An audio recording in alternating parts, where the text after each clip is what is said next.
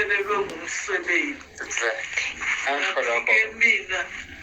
Mina yebona nje ukuthi ungazuthi wena izinto zakhe ayihambi kahle kanti lo gogo ukhulume kabi akazange lo mntazami lo mzukulu ezinto enhle Dlamini. Thokoza ngisho lokho nje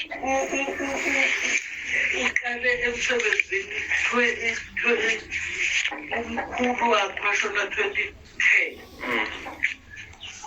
wangithengela ifoni wayagcina ade enganginiki noma ngivule enganginiki i-250 enganginiki zileni ungiphe u-10 ngojulo ophelile ngathi hawusini sowazi uhambe ungasangiphaka ne-10 ngiyothenga ugwayi bakhipha leyo 10.